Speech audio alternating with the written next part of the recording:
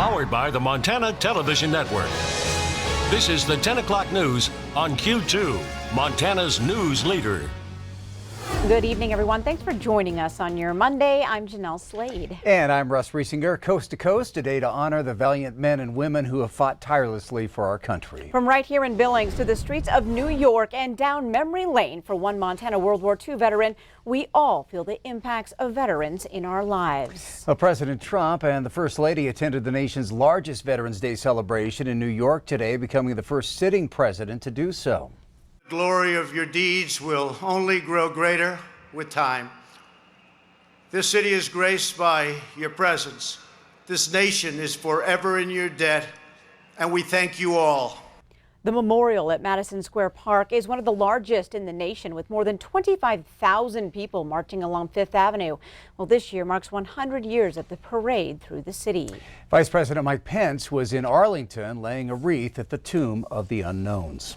Although every day Americans appreciate the sacrifices and service our veterans have devoted to our country, today more people remember to pause. Q2's Zoe Zandora takes us to two celebrations here in our community.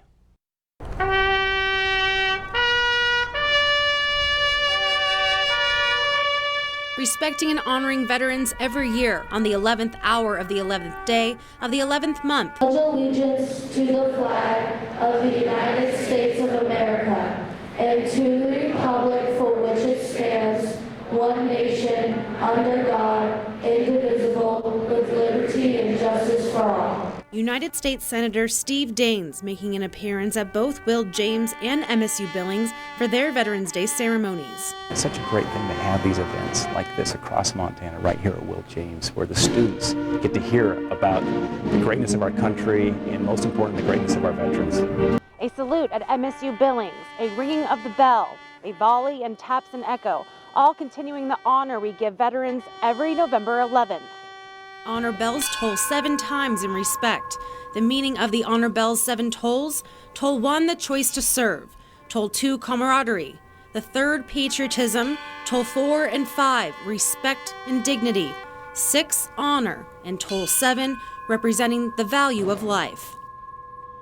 U.S. Senator Steve Daines, raised in Montana himself, his father a U.S. Marine who enlisted here in Billings and served in the Marine Corps. Values of humility, service, and sacrifice, something I was taught at an early age by my dad. I'm grateful for his legacy of service. Daines says it is really a great thing for our country, for the students, to see the importance of the U.S. military, our veterans, their service and sacrifice. We come together, Republicans and Democrats, to move forward on legislation that supports our veterans. It's one of the few issues that brings everybody together, and I'm grateful that it does. In Billings, honoring our veterans, Zoe Zandora, MTN News. Well, Veterans Day was celebrated for the first time 100 years ago today on November 11th, 1919. John Liggett had just been born then and later played a part in one of the most famous battles of World War II. I was fortunate enough to spend some time with the 100-year-old Montana veteran. Here's his story as we honor all who served.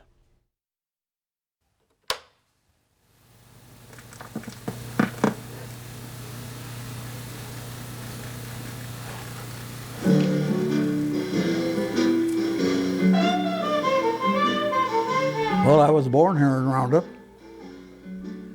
I guess I've lived here all my life.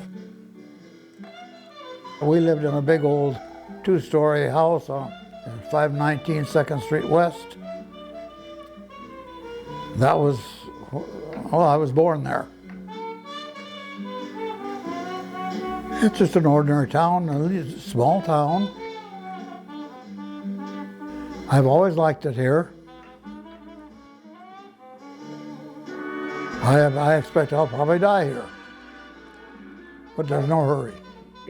John Liggett has spent nearly all of the 100 years he's lived in Roundup. But in World War II, Liggett was thousands of miles away in the Pacific Theater, where he did his part in one of the most famous battles of the war. It says on my discharge that I was in ground combat on Iwo Jima. So I was in ground combat, whatever that means. John says his memory sometimes flies away now at his age, but during the war, he served as a captain of a truck company in the Battle of Iwo Jima.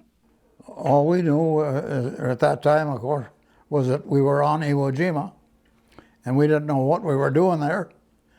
Of course, we weren't that high enough in the echelon to know what was going on, but we had good troops, and we had good men in our company. A lot of them didn't come back alive. An estimated 25,000 Japanese and Americans lost their lives in the 5 weeks of bloody fighting before American troops raised the U.S. flag over the island, captured in one of the most iconic photographs of World War II. To be on Iwo Jima, I mean, that gives me chills just to think about it, because that was some serious combat there. John's son David says his father was determined to enlist and defend his country after the Japanese bombed Pearl Harbor. Initially, he was turned down because of his eyes, and he didn't give up. He kept trying, because he had that drive, that devotion to serve the country. He's always been a very patriotic, somebody that gives back to the community and to the country. After the war and a brief stint in college, John returned to the place where he was born, raised a family, and was married to his wife nearly 70 years before she passed away. Always a familiar face around town, and someone who his son says has always tried to support other veterans. I remember as a kid, every year he would go to his Army outfit reunion. His company would have a reunion somewhere. And I also remember many times people that served under him would reach out to him when they needed help in life. And he was always willing to do what he could to help them get through a tough spot. And that's the way he treated everybody, myself especially.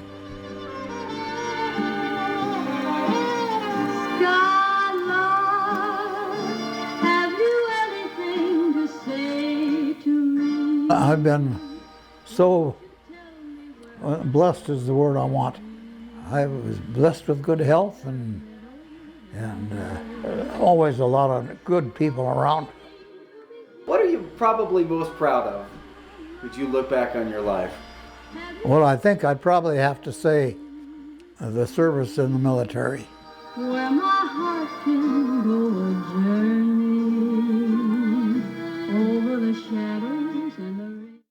And a big thank you to John and, of course, to all of those who have served. Yes, thank you. Well, after months of searching and sorting through several candidates, the Billings Clinic announced today it has narrowed down and named its new CEO. Now, this final decision coming 6 months after the clinic's former CEO, Dr. Randall Gibb, was fired. Q2's Mitch Legge attended today's news conference and joins us now with the clinic's new pick. Mitch? Russ and Jeanelle, in January 2020, a man by the name of Dr. Scott Ellner will take the helm at the Billings Clinic. Ellner wasn't present at the press conference this afternoon. Billings Clinic Board Chair Joy Ott announced the selection. Ellner was chosen by the clinic's board of directors in conjunction with other hospital department leaders in about 6 months. The usual length of the CEO search is about 12 months. Ellner comes to Billings from Colorado, where he served as CEO for the Centura Health Physicians Group, where he had oversight of 900 doctors. Ellner has a master's degree in public health, a medical degree from Western University of Health Sciences. He told me over the phone today that he has a passion for patient safety, and that's actually how he heard of the clinic 10 years ago, after he did a fellowship with the American Hospital Association, and the clinic was named one of the safest hospitals in the country. Coming from Colorado, Ellner knows the challenges facing rural health care. One of the intriguing opportunities that I really appreciate about Billings is its connection to rural health care. And I think that being able to bring some of the scalable resources and support from the Billings market into other areas across Montana and in the contiguous region is going to be important. And also to learn from our rural healthcare affiliates as well. And Ellner is taking over for former clinic CEO Dr. Randall Gibb, who was fired last May after a female employee at the clinic filed a sexual harassment claim against him. Russ and Jeanelle?